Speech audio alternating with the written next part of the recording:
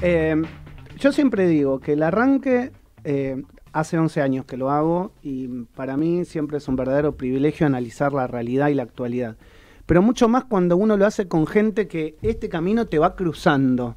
Y a veces uno no es amigo porque no se junta a comer o porque a lo mejor no hablas todo el tiempo, pero sí tenés sintonía y feeling con determinadas personas que te hacen, no sé, ser buenos compañeros. El medio tiene esas cosas. Y eso me ha pasado con Juan Carlos Bartolota, que hace años que lo conozco, que bueno, obviamente fue compañero aquí de la casa en Radio Sónica, y siempre la verdad que es un placer tenerlo en mi programa. Hola Juan Carlos, ¿cómo te va? Pero muchas gracias, pero es recíproco, realmente. Esta también es mi casa, Sí, porque totalmente es así. viví acá algún tiempo, estamos viendo a ver si podemos volver también. Así ¿Por que, qué no? bueno, Ojalá se pueda. así que gracias. Bueno, y ahora sos corresponsal de Telesur Sí, en la República hace Argentina. 2 años. Bueno, Hace 2 ¿cómo, años. cómo va eso? Bien. Dificultades como todo, como lo que le pasa a Venezuela. En realidad, yo trato de no hablar de los temas de Venezuela por respeto, porque acá hay una comunidad venezolana muy grande y la verdad que no me gusta hablar o tocar de oído, como se dice comúnmente. Así que la corresponsabilidad se dedica a los temas de acá, de la Argentina, de difundir lo que pasa en la Argentina. Pero bien, digamos, las dificultades que tiene Venezuela tienen que ver con el bloqueo, con el envío de dinero a veces y demás, cosas que tienen que ver con el normal desenvolvimiento de la corresponsalía, ¿no? Que a veces se complica porque, se complica todo el esquema económico. Vos tenés, me imagino, una visión desde la Argentina, que a lo mejor los que están desde Venezuela no la tienen, pero lo que uno va viendo desde acá es que tenían un problema muy grande con la inflación. Exacto. Y que en el último tiempo no es que la han controlado, pero de alguna manera la han disminuido. Y un poco nos pasa a la inversa. Sí, claro. Acá en Argentina le preguntamos cuál es la solución a los venezolanos. Y no sé, viste, ahora están perdonados por cierto sector, o un poco más flexibles por cierto sector de la prensa hegemónica, ¿no? Con esto de que Estados Unidos se acercó a Venezuela y demás. Pero sí, han logrado a fuerza de lucha, digo yo, ¿no? De establecer un horizonte, estabilizar ciertas cuestiones. No quiere decir, insisto, no quiero hablar del tema de Venezuela. No, está claro. Pero no porque esté eludiendo tu pregunta, sino porque me parece por una cuestión de respeto no, como no me gusta hablar está claro, está bien, y aparte es de asuntos comprensible. a veces internos de otros países, porque uno desconoce ciertas realidades, ¿no? Me ha pasado, creo que a todos les ha pasado de tener también por ahí algún conocido, un amigo cubano, y uno tiene una idea de lo que es Cuba. Exacto, y ellos te dicen otra y cosa. Después, y vos... hay otra realidad hay que otra también versión, es entendible. digamos, que obviamente, a lo que obviamente vive. Sí, lo pasa. comparto plenamente y lo entiendo. Bueno, te meto en lo doméstico, porque me parece que es importante analizar el momento que estamos viviendo. ¿Cómo ves la Argentina hoy? Complicada, muy complicada, principalmente desde lo político. Me parece que todo lo que nos está pasando desde el punto de vista económico tiene que ver con esa complicación de lo político. No estoy diciendo nada que no sepamos, digamos, pero me parece que ese es el gran problema que tiene la Argentina, ¿no? El gobierno de Alberto Fernández además le tocó bailar con la más fea, como se dice comúnmente, o más popularmente, porque le ha pasado de todo, digamos, desde arrancar con la deuda que se dejó con los privados, arreglar la deuda con los acreedores privados primero, después la deuda con el Fondo Monetario Internacional, que hizo que no tuviéramos prácticamente un ministro de Economía interno durante 2 años. Porque Guzmán se dedicó al tema de la deuda externa. Totalmente. A full, exacto. Y después la pandemia, ¿no? Que digo que algunos hoy, claro, con 4 dosis, con una situación sanitaria mucho más controlada, se ve de otra manera, pero hay que recordar lo que pasó. Y esto no lo digo como una defensa, digo como una cuestión que para mí, si no analizás ese cuadro de situación, no podés analizar lo que nos está pasando. Que es algo a lo que tendemos siempre los argentinos, de mirar el momento, el hoy, y no mirar el contexto en general, ¿no? Está bien lo que estás diciendo. Respecto a esto, digamos, está claro que el gobierno está como está, hay una coalición gobernante, Sí, claro. de 3 patas, que yo también lo digo acá, la verdad. Tres patas y algunas patitas, podríamos decir, porque hay partidos menores, también, lo que obvio. Pasa con Claudio Lozano, por ejemplo, exacto. Lo que pasó ahora, ¿no? Y se han llevado de los pelos, y eso no ha colaborado. Para nada. Pero también a la oposición, hoy estamos viendo el huracán que parecía estar oculto, sí. Con Carrió saliendo a hablar y desnudando gran parte de, digamos, de las diferencias internas. ¿La oposición está preparada para agarrar esta papa caliente? Yo a veces me pregunto, Carrió, cómo se mantiene en el escenario político cuando es una persona que generalmente destruye, no construye, ¿no? Es muy difícil verla en un proyecto de construcción política. Le pasó con el radicalismo, después con su fuerza política. Su fuerza política se llegó a escindir, digamos, también se abrió en dos caminos en su momento.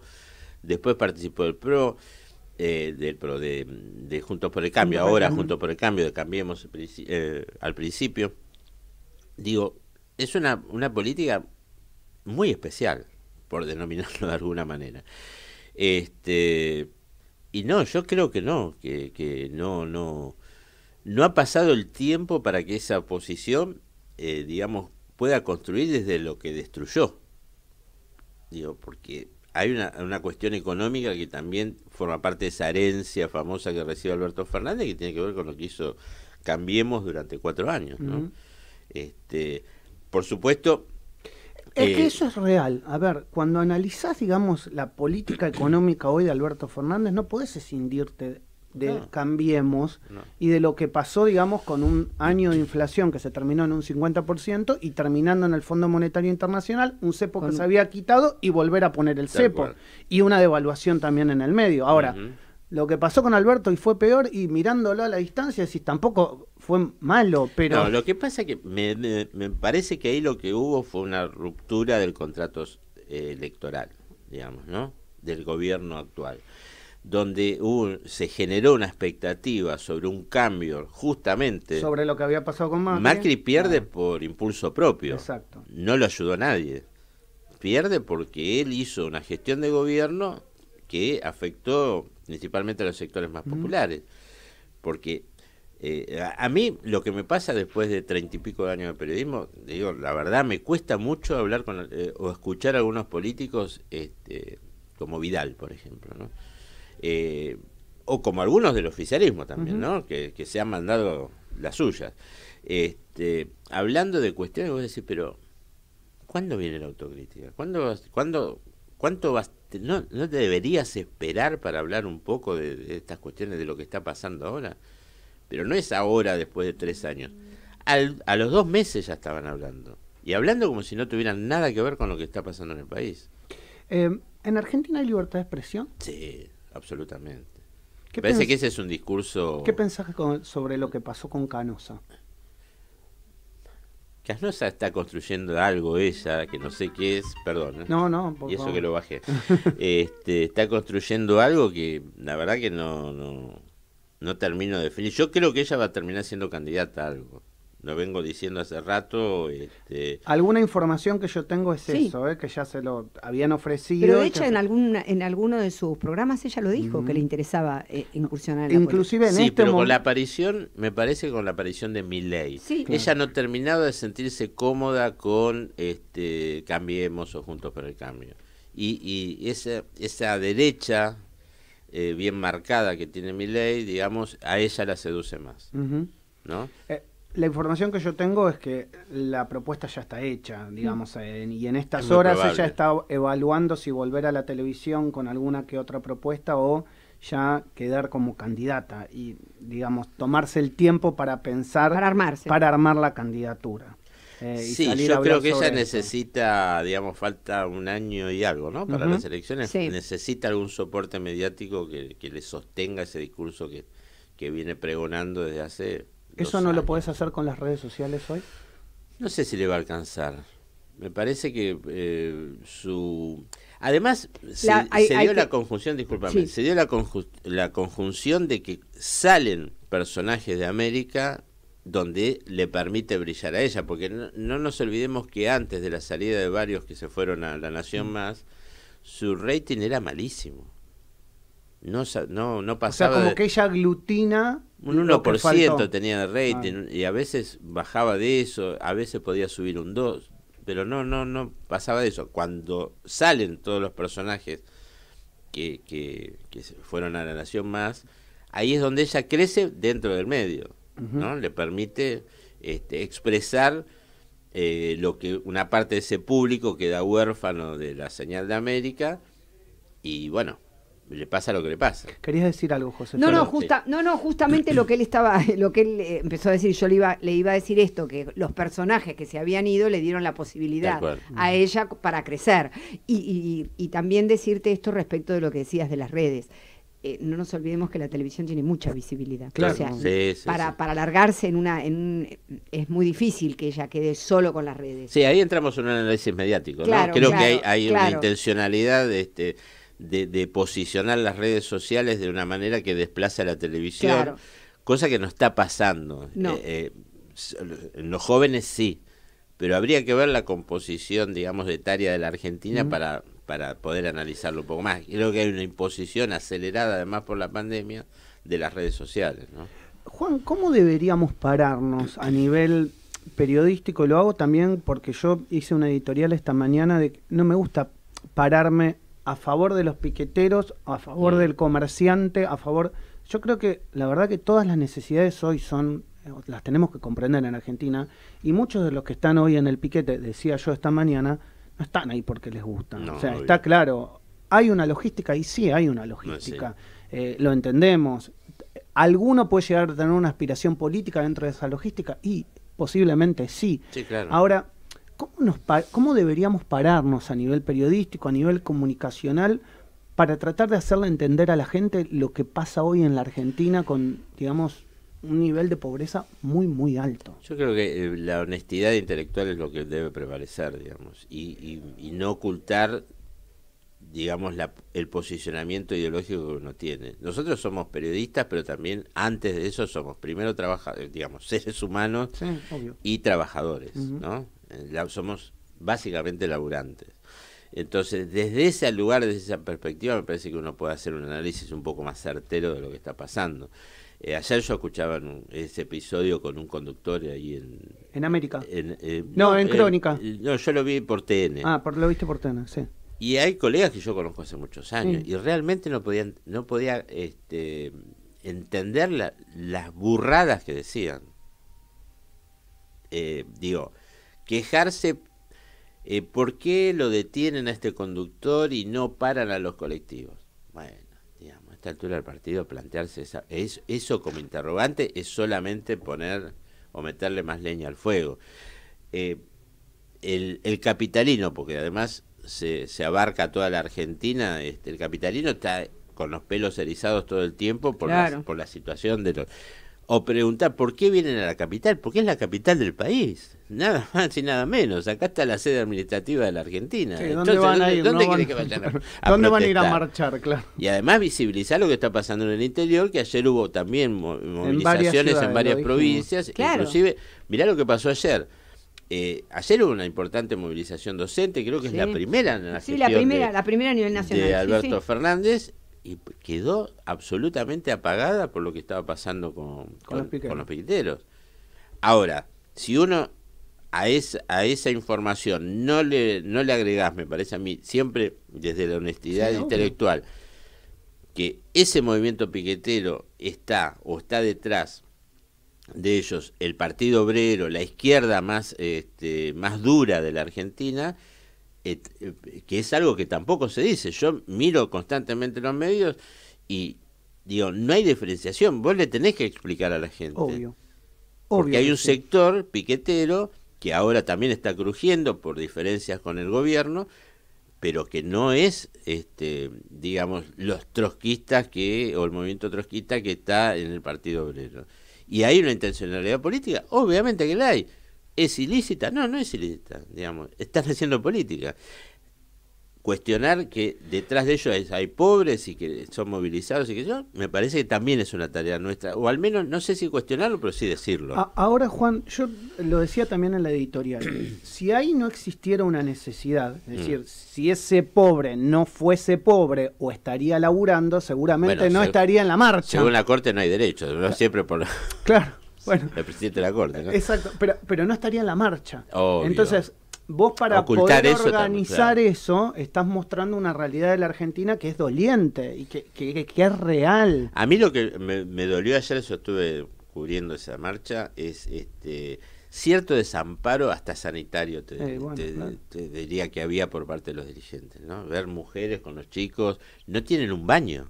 Bueno, ¿sabés qué decía Willy Boni esta mañana? Que se lo preguntaron en un canal de televisión temprano cuando me levanté, y decía, chicos, no es que nosotros nos trajimos los baños químicos, es que el gobierno de la ciudad no nos dejó ingresar con esos baños químicos. O sea, nosotros vinimos preparados con todo eso, pero no lo pudimos entrar. ¿Verdad? ¿No verdad? Habría que preguntarle yo no a lo miro desde el Alessandro. punto de vista que dice, la ciudad queda sucia. No, estoy hablando de la cuestión sanitaria. Exacto. Claro, bueno, Exacto. digamos, se discutió bastante ese tema ayer porque ayer había una realidad. Ellos no tenían definido acampar. O sea, ellos habían En principio anunciado, no se sabía. ellos habían anunciado que iban a hacer una marcha con permanencia. Y amenazaban, claro. Exacto, con permanencia. Es más, Beliboni previamente, el día anterior, había dicho que lo que se iba a tratar de hacer era que la gente rotara, precisamente para que no se quedaran los niños y las mamás con las criaturas. Después, cuando no fueron recibidos por masa, entonces ahí fueron a asamblea y ahí decidieron, a las 8 de la noche, decidieron hacer el acampe. Pero en principio, o sea, es bastante relativo todo esto, ¿no? De la forma. Estoy de acuerdo con lo que dice, en el sentido de que, bueno, no estaban arbitrados los medios como para sí se producía, como se hizo, porque tampoco podemos dejarlo librado a los negocios de la zona, ¿entendés? Porque los negocios de la zona tampoco quieren absorber esto. No, y no lo van a hacer además. Recién, digamos, Martín, como columnista anterior, él nos decía, hacía un número respecto también a lo que pierde el comercio del centro porteño durante el día, y nos daba una cifra en dólares que es muy elevada. Entonces, a ver, también, digamos, me da la sensación como que hay que ponerse de todos lados. O sea, nosotros como comunicadores, o sea, ¿cómo te pones? ¿Entendés? Está todo trastocado, digo. ¿Qué tenés que entender? O sea, no tenés que entender al comerciante, no, claro que lo tenés que entender. Sí, no tenés que entender a ese que está reclamando, y claro que lo tenés que entender. Yo creo que él empezó dando un panorama claro. La situación es más política que económica. Entonces, si vos no tenés, digamos, clara la política en cuanto a qué se va a hacer, vos fíjate que ayer lo que reclamaban, y lo anunciaron. No, que Massa los recibiera. ¿Y qué le va a decir Massa? Bueno, que además estaban Saliqueló. ¿Qué le va a ofrecer? Pero ¿qué les va? Además estaban Saliqueló. Sí, claro. ¿No? Digo. Claro. Bueno, la verdad.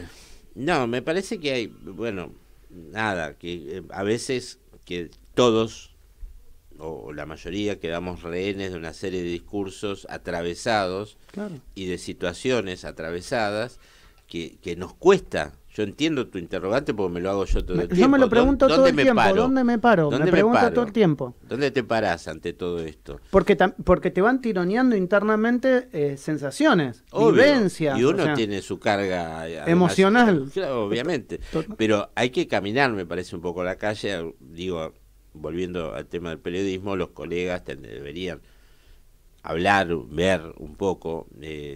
A mí lo que a veces me molesta es esa falta de empatía con algunas situaciones, ¿no? Esto que decís vos, con el comerciante, con el piquetero, pensar que la gente va ahí graciosamente a divertirse, sí, claro, con el que está trabajando también, porque es lo que nos decía el columnista. Y con el que está trabajando también. Le mandaban mensajes. Ahora, porque perdían el presentismo. Sí, pero ¿cómo sale esa persona que se sube a un auto? Todos, claro. Si está todo el tiempo bombardeado, digamos, de son vagos, no trabajan, y nadie se pregunta por qué se llega a esta situación. Venimos de años de llevar adelante una política que lo que hizo fue expulsar gente del sistema.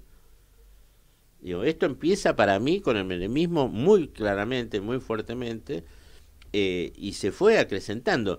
Y una deuda que tienen los sectores progresistas de la República Argentina, los gobiernos progresistas, que yo considero, por ejemplo, el kirchnerismo, es no haber podido bajar esa brecha social que hay en la Argentina. Porque si bien la clase media, la clase alta, más o menos la va llevando, digo yo, como siempre, los sectores que quedan excluidos de la realidad de nuestro país cada vez acrecienta más. Yo, y la pobreza estructural no bajó. Yo hoy lo veo más complicado a esa clase media. Yo también. Sobre todo, Sí, la veo mucho más Yo también. complicada. Obvio, porque la inflación es lo que... Y además, a diferencia de lo que pasó, por ejemplo, con los gobiernos kirchneristas, vos tenías una inflación, porque hubo... Exacto. Cristina a veces me parece que se olvida. La Sí, ocultaba, claro, pero claro. había. De que hubo Había. inflación. Y la ocultaban ahí, porque tampoco podían ocultarla No importa tanto, el 2, 3 número, puntos, había, digamos, exacto. pero había. Pero lo que sí pasaba era que los salarios iban acompañando. Hoy se conoció, por ejemplo, los datos de junio Claro. sobre salarios e inflación, y quedó todo rezagado. Exacto. Y claro, sí, Y antes sí. no pasaba eso. Yo trabajaba, por ejemplo, en la TV pública en esa época, y siempre teníamos el margen que las paritarias nos daban, digamos, para poder afrontar la situación. Pero hoy eso no existe. Y creo que además se agrava en este momento porque no solamente el conflicto está entre las organizaciones sociales. Vos tenés ahora el conflicto de organizaciones gremios. sociales y sindicatos. Claro, los gremios. O sea, ahora tenés una puja mayor, Ujú. ¿entendés? Porque antes tenías los sindicatos con los cuales el gobierno negociaba. Hoy las organizaciones sociales son un sindicato. Claro. Ya son Están sindicalizadas. Exactamente. Entonces están reclamando derechos que no tienen, ¿entendés? Exacto. Pero Sí. Bueno, Juan, la verdad, te agradezco por No, estar por siempre. favor. Para mí es un placer y bueno, ojalá pronto nos veamos más seguido. Sí, ojalá, ojalá. Bueno. Es mi deseo también, así que vamos. Juan Carlos Bartolota, periodista, y charló con nosotros en la mañana del arranque.